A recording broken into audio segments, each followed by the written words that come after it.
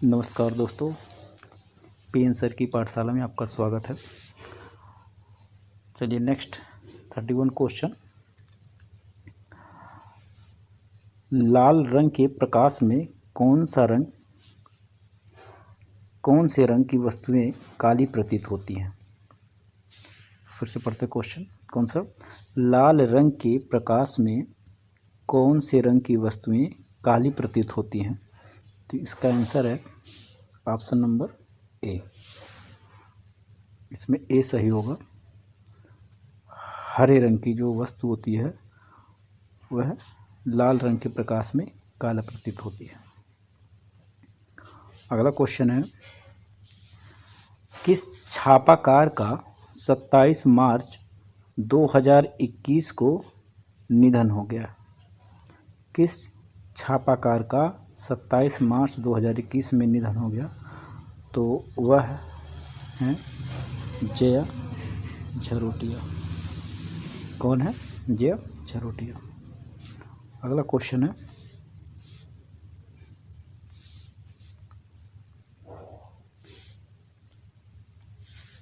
एलिफेंटा गुफा की सीमाएं किससे घिरी हुई हैं? तो एलिफेंटा गुफा की जो सीमाएं हैं वह समंदर से घिरी हुई हैं। किससे? समंदर से। ऑप्शन नंबर सी सही है। अगला क्वेश्चन, ग्रीक राजदूत मेगस्थनीज किसके दरबार में रहता था? तो ऑप्शन नंबर इसमें बी सही होगा, चंद्रगुप्त मौर्य के। ग्रीक राजदूत जो मेगस्थनीज थे किसके दरबार में रहता था? तो वह चंद्रगुप्त मौर्य के। अगला क्वेश्चन है, ग्वास रंगों की प्रकृति कैसी होती है? तो ग्वास रंगों की प्रकृति जो है अपारदर्शित होता है। कैसे? अपारदर्शित। ऑप्शन नंबर सी सही होगा। चलिए अगला क्वेश्चन है, आसित कुमार हलदार नंदलाल बोस ने किस वर्ष बाघ की प्रतिलिपियां तैयार की थी? तो वह आपका ऑप्शन नंबर बी 1921 में। 1921 ऑप्शन नंबर बी सही होगा। अगला क्वेश्चन है, ऊर्ध्वमुखी त्रिभुज किसका प्रतीक है? ऊर्ध्वमुखी त्रिभुज किसका प्रतीक है? तो इसमें ऑप्शन नंबर ए सही होगा, ऊपर को गति या लिंक।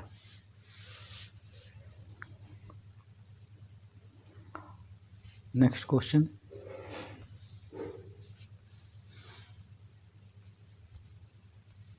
बादामी गुफा के चित्र किन मतों से संबंधित हो? तो बादामी गुफा के चित्र जो है वह आपके जैन और ब्राह्मण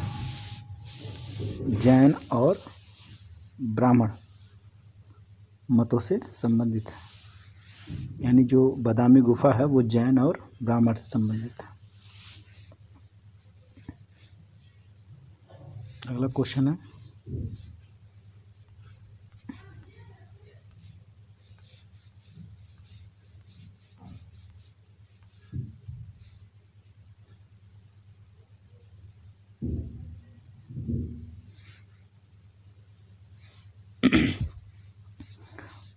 moving focus the living tradition. Moving focus the living tradition.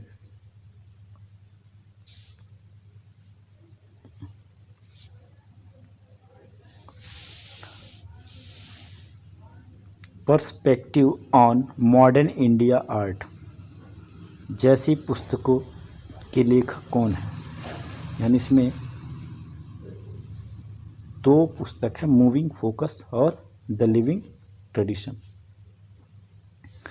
इसके जो और perspective on modern Indian art, ये पुस्तक किसने लिखा है? तो यह पुस्तक के लेखक जो है के.जी. सुब्रमण्यम। कौन है? के.जी. सुब्रमण्यम।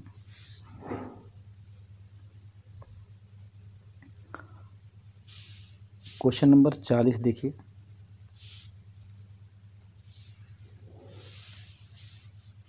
मेघ कन्याओं का अंकन कहाँ मिलता है?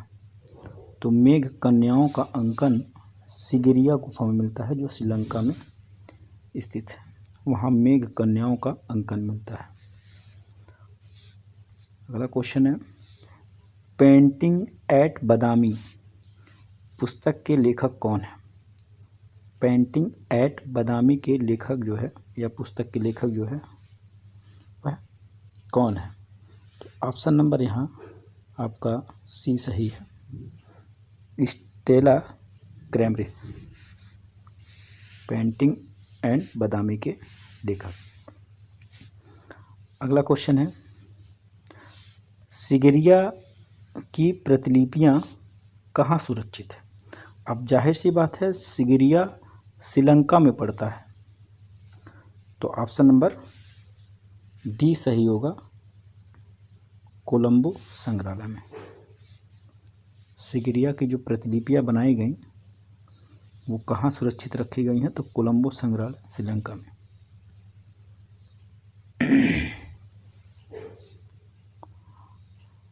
चलिए अगला क्वेश्चन है, बैगनी रंग किसका पूरक है? तो बैगनी रंग जो है पीला रंग का पूरक है।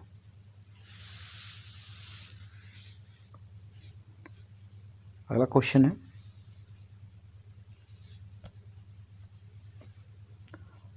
मामल्लपुरम और पन्नामलाई के भित्ति चित्र किस राजवंश के अधीन बने थे? मामल्लपुरम और पन्नामलाई के जो भित्ति चित्र हैं वो किस राजवंश के अधीन बने हुए थे? मतलब कि कौन सा राजवंश चल रहा था, तो यहाँ के भित्ति चित्र बनाए गए थे।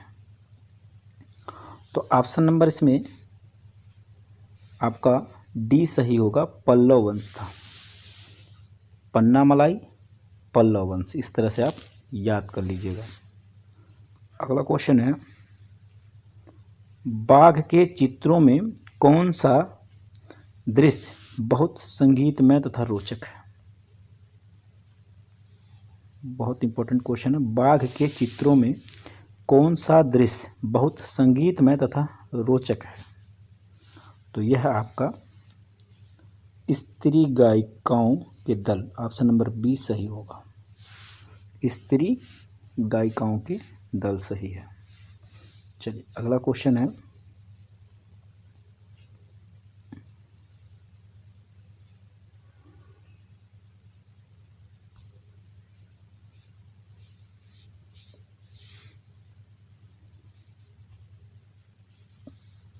एलिफेंटा गुफाओं को लगभग किस सदी में बनाया गया था? तो एलिफेंटा गुफा किस सदी में बनाए गए? तो एलिफेंटा गुफा जो है आपका 5वीं से 8वीं सही मानी जाती है। बाकी अलग अलग पुस्तकों में अलग अलग मत है। चलिए अगला क्वेश्चन है 47 नंबर का, पाल शैली के संरक्षक कौन थे? तो जाहिर सी बात है, इसमें पाल शैली के जो संरक्षक हैं वो पाल शासक ही होंगे, पाल शासक।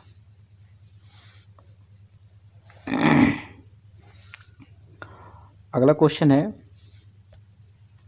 जैन शैली को पश्चिमी भारतीय शैली किस विद्वान ने कहा था? यानी जैन शैली आपका गुजरात के तरफ पनपा था और वह भारत के हिसाब से पश्चिमी दिशा में पाया जाता है। तो दिशा को देखकर किसने जैन शैली को निर्धारित किया था? तो ऑप्शन नंबर सी यानी कि डॉक्टर आनंद कुमार स्वामी की है।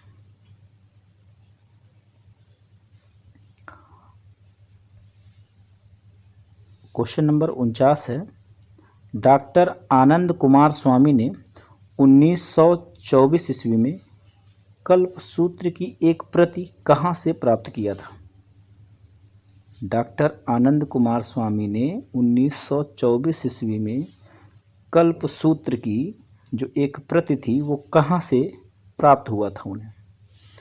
तो यह आपका आंसर हो जाएगा बर्लिन संग्रहालय। कहाँ से? बर्लिन संग्रहालय से। और क्वेश्चन नंबर 50 है, जैन लघुचित्रों का प्रमुख विषय क्या था? तो जैन लघुचित्रों का प्रमुख विषय क्या था? तो ऑप्शन नंबर सी सही होगा, तीर्थकर और उनकी जीवनी। तीर्थकर और उनकी जीवनी, यही जैन लघुचित्रों का प्रमुख विषय रहा। चलिए अगला क्वेश्चन है, किस भारतीय चित्र शैली में मनुष्य के चेहरे का 3/4 मतलब 3/4 भाग चित्रित किया गया है? तो ऐसा कौन सा शैली था जिसमें मनुष्य के 4 भाग में 3 भाग दिखाया जाता था उनके फेस को? तो ऑप्शन नंबर है डी, यानी जैन शैली में 3/4 भाग चित्रित किया गया। अगला क्वेश्चन है,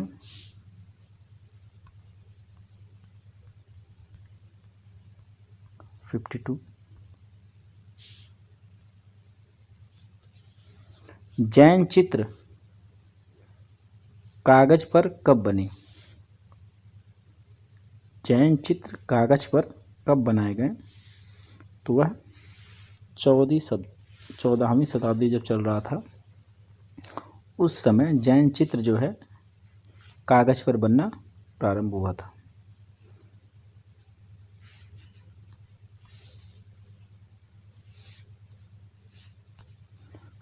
पाल शैली में बने चित्र बौद्ध धर्म के किस संप्रदाय से संबंधित था? जो पाल शैली में जो चित्र बनाए गए वह बौद्ध धर्म के किस संप्रदाय से संबंधित था? तो यह महायान से संबंधित था। 2 संप्रदाय था, हीनयान और महायान। तो बौद्ध धर्म के किस संप्रदाय से संबंधित है पाल शैली? तो महायान। अगला क्वेश्चन है, जैन शैली को अपभ्रंश शैली किस विद्वान ने कहा? तो जैन शैली को ही अपभ्रंश शैली किसने कहा था? तो रायकृष्ण दास ने जैन शैली को अपभ्रंश शैली कहा था। अब फिर आपने देखा अभी क्वेश्चन कि जैन शैली को पश्चिमी शैली किसने कहा था? तो डॉक्टर आनंद कुमार स्वामी, क्योंकि ये भारत की पश्चिम में पाया जाने वाला शैली था और पूर्व में पाया जाने वाला पाल शैली था। तो राय कृष्ण दास जी उसे अपभ्रंश शैली कहते हैं, जबकि पश्चिमी शैली डॉक्टर आनंद कुमार स्वामी जी कहते हैं। अगला क्वेश्चन है, अपभ्रंश या जैन शैली का प्राचीनतम ग्रंथ माना जाता है। तो जैन शैली की जो प्राचीनतम ग्रंथ है वह कौन सा है आपका? तो वह है आपका औध निरुक्त वृत्ति। औध्य निर्युक्त वृत्ति है। Option number A.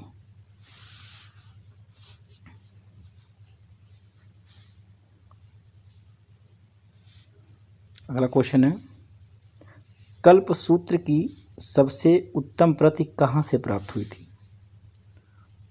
तो जो कल्पसूत्र की सबसे उत्तम प्रति कहाँ से प्राप्त हुई थी, तो वह ऑप्शन नंबर आपका ए होगा, जौनपुर से।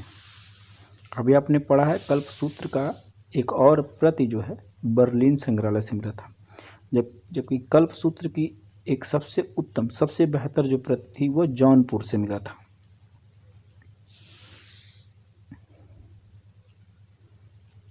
अगला क्वेश्चन है, धीमान और वित्तपाल किस शैली के मुख्य चित्रकार थे? तो देखिए इसमें पाल लगा हुआ है, तो आप बड़े आसानी से याद कर सकते हैं, पाल शैली।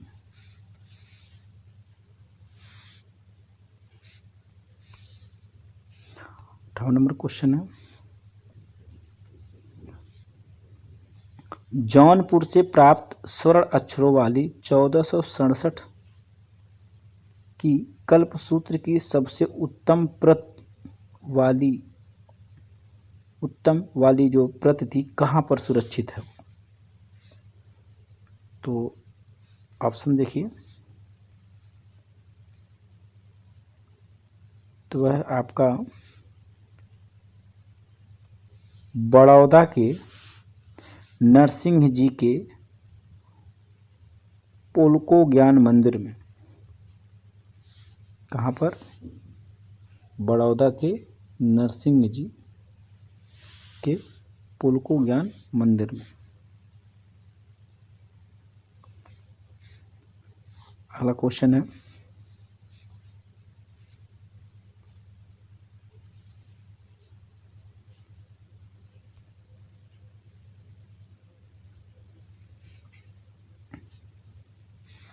कोलाज माध्यम का सर्वप्रथम प्रयोग किसके द्वारा किया गया? देखिए मिस्टेक हो गया। तो जो कोलाज माध्यम को सर्वप्रथम प्रयोग करने वाले वह हमारे पिकासो और ब्राक है। कौन है? पिकासो और ब्राक ने कोलाज माध्यम का सर्वप्रथम प्रयोग किया था। अगला क्वेश्चन है, नंदलाल बोस की चित्रण शैली विशेषता क्या थी? नंदलाल बोस की जो चित्रण शैली थी उसकी क्या विशेषता रही थी? तो उसकी विशेषता इनकी थी रेखांकन। क्या विशेषता थी? रेखांकन। अगला क्वेश्चन है, गीत गोविंद के चित्र किस शैली के हैं? तो गीत गोविंद के जो चित्र हैं वह आपके अपभ्रंश शैली के हैं। किस शैली के हैं? अपभ्रंश शैली के।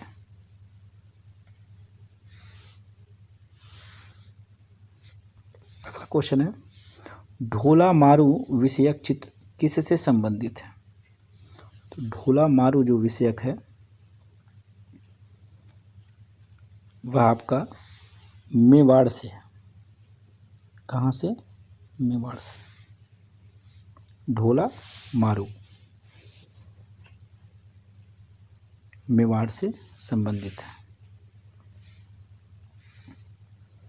किशनगढ़ शैली का प्रसिद्ध चित्रकार कौन था? तो ऑप्शन नंबर ए।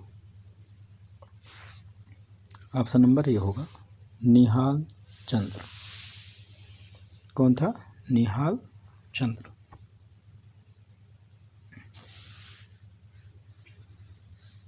और मैट्रिक बता दूं आपको, देखिए इसमें 5 लीटर है। किशनगढ़ और निहाल चंद्र में भी 5 लीटर है।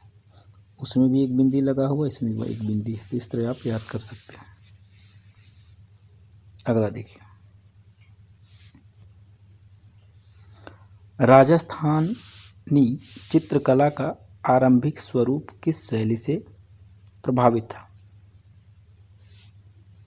राजस्थानी चित्रकला का आरंभिक स्वरूप किस शैली से प्रभावित था?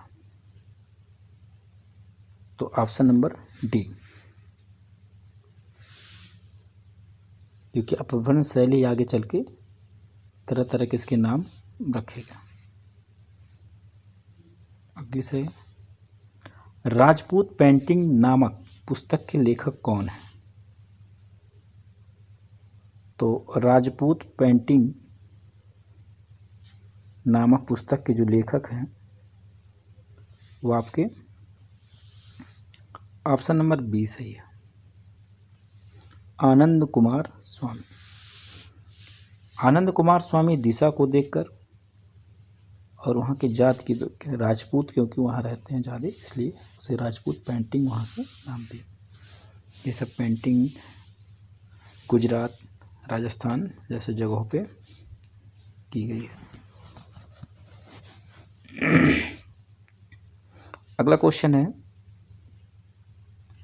यूरोपीय फ्रेस्को चित्रों की तकनीक का प्रभाव भारत के किस शैली पर पड़ा?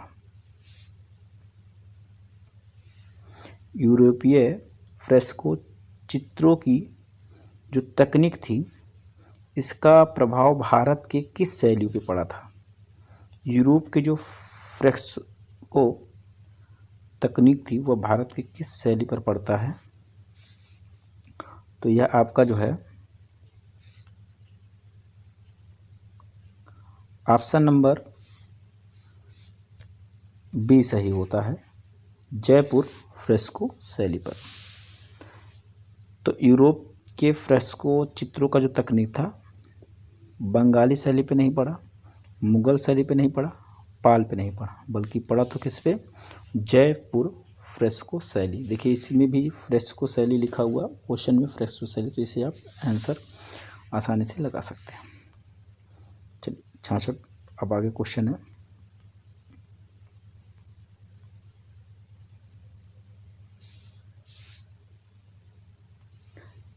इटालियन फ्रेस्को पेंटिंग की तकनीक किसके समान थी? तो ऑप्शन नंबर बी सही है, जयपुरी फ्रेस्को। क्वेश्चन वही है, बस थोड़ा सा घुमा दिया है। यूरोपीय यानी यूरोप में इटली है, उसी यह कह रहा है, या उसी से पूछा जा रहा है। अगला क्वेश्चन है, राजस्थानी शैली के लघु चित्र किस पर बनाए जाते थे? राजस्थानी शैली के जो लघु चित्र बनते थे वो किस पर बनाए जाते थे? क्या बॉन्ड पेपर पर, वसली पर, या कैनवास पर? तो देखिए ऑप्शन नंबर बी सही है, वसली पर। अगला है, कोटा शैली के विषय में सर्वोत्कृष्ट विषय क्या रहा था? तो वह आपका पशु,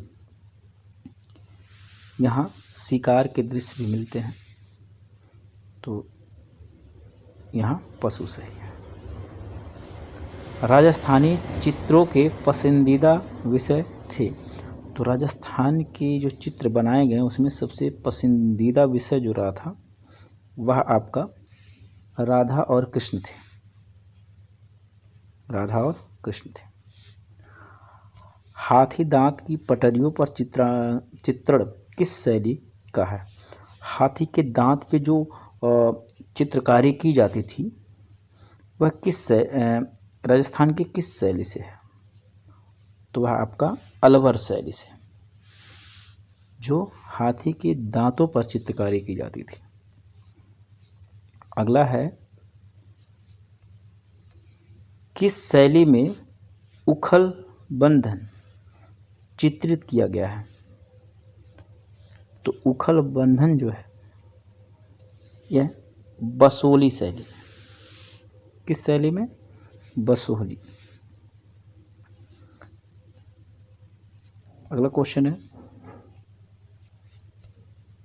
चौर पंचशिखा का उत्कृष्ट चित्रण किस शैली में हुआ है? तो चौर पंचशिखा का उत्कृष्ट चित्रण आपका राजस्थानी में हुआ है। राजस्थानी शैली में चौर पंचशिखा का उत्कृष्ट चित्र पाया जाता है। अगला है अलग अलग राजस्थानी चित्रों की पहचान का उत्तम साधन क्या था? तो आँखें। क्या थी? आँखें वहाँ की सबसे उत्तम साधन था। चलिए अगला क्वेश्चन है,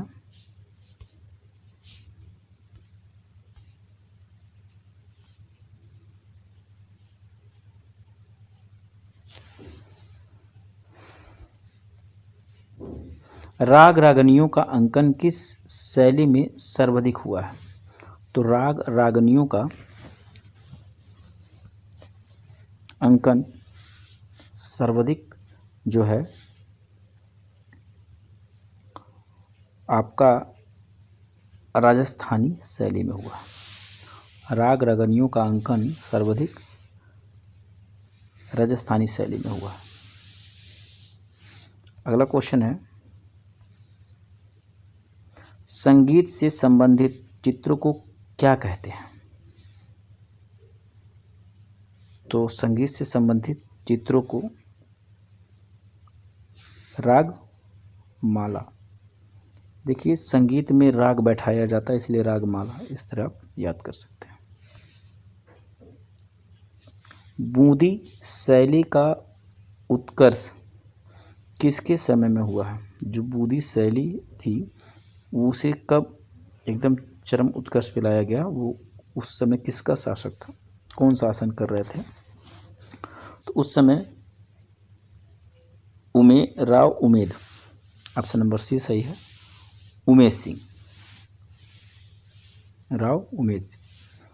ये जो है बूंदी शैली के उत्कर्ष को ले जाने वाले हैं, उत्कर्ष पर। अगला है, बूंदी चित्र शैली की रंग योजना है।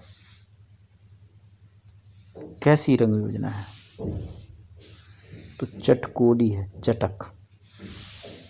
बूंदी चित्र शैली की रंग योजना चटक है।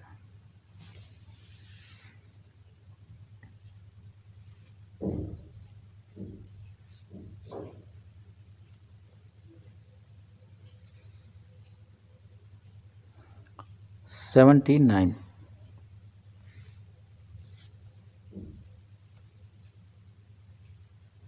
किशनगढ़ के लघु चित्र शैली की स्थापना करने वाला शासक थे? तो सावंत सिंह। कौन थे? सावंत सिंह।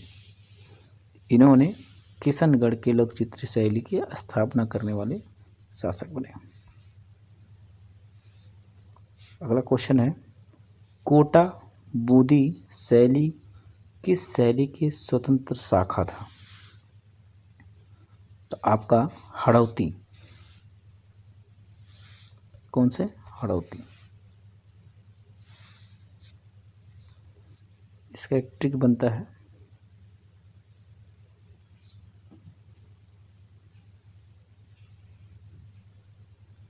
बारिश हुई, बूंद गिरा, फिर कोट पहन लिया और हाड़ कांपने लगा। बारिश होती है, बूंदें गिरने लगती हैं और बूंदें गिरने से कोट पहन लेता है और कोट पहनने के बाद उसके हाड़ जो है कांपने लगते हैं। इस तरह आप तीनों को कनेक्ट करके पढ़ सकते हैं। चलिए अगला क्वेश्चन है जिसमें ऑप्शन नंबर ए हड़ौती सही है।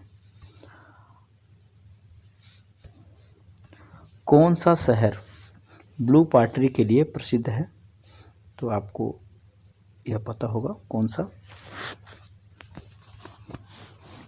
सी यानी जयपुर। अगला क्वेश्चन है, मुंबई में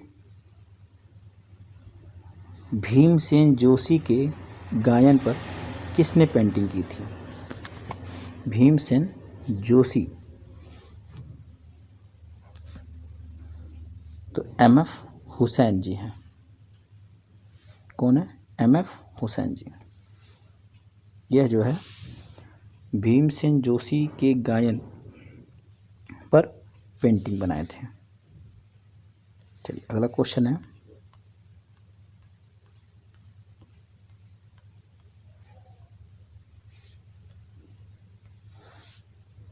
कछवाहा शैली को किस नाम से जाना जाता है? तो कछवाहा शैली को जयपुर शैली से जाना जाता है। कछवाहा को जयपुर शैली भी कहा जाता है। अगला है, जयपुर में किस शासक ने बिहारी सतसई का चित्रण करवाया था? तो इसमें जो है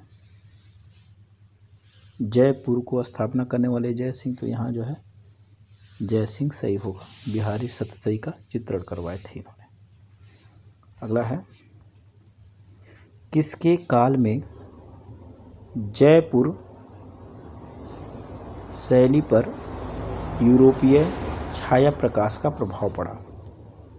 किसका शासन चल रहा था उस समय जयपुर में जब यूरोपीय का छाया और प्रकाश का प्रभाव पड़ने लगा? तो उस समय सवैया राम सिंह थे जब यूरोपीय छाया प्रकाश पड़ना प्रारंभ हुआ या उसका प्रभाव पड़ा था।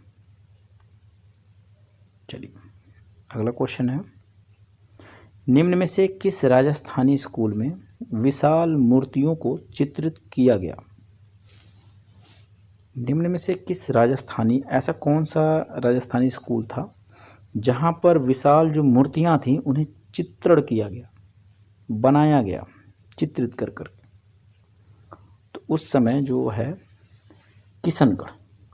किशनगढ़ स्कूल में जो विशाल मूर्तियां हुआ करती थी उन्हें चित्रित किया जाने लगा। अगला है, निम्नलिखित में से कौन सी श्रृंखला भारतीय संगीत के पारंपरिक रूपों के पीछे की मनोदशा और भावनाओं को पृष्ठभूमि पर लिखी गई? इनका मतलब ये है कि ऐसी कौन सी इसमें चारों बुक में ऐसा कौन सा बुक है जो भारत की संगीत के पारंपरिक रूपों के पीछे, उसके पीछे जो भारत का मनोदशा और भावना था उसको भी इसमें लिखी गई है? तो ऑप्शन नंबर ये है आपका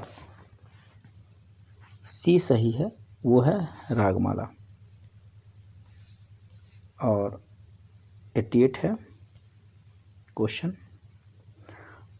मध्य भारत के उस प्रभावशाली कला केंद्र की पहचान कीजिए।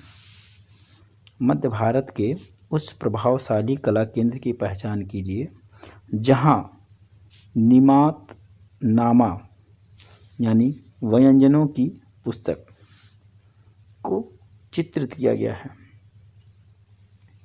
तो ऑप्शन नंबर इसमें ए है, मांडू। यहाँ पर निमात नामा पुस्तक को चित्रित किया गया है। अगला है,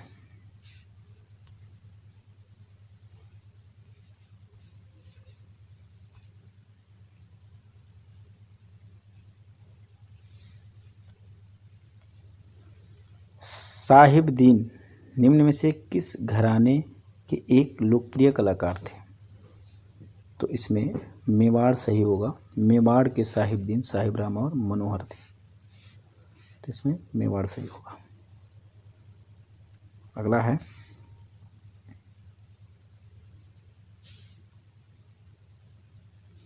मुगल चित्रकला किन दो शैलियों के सम्मिश्रण से प्रारंभ हुआ था? तो मुगल कला किन दो शैलियों के सम्मिश्रण से बना था?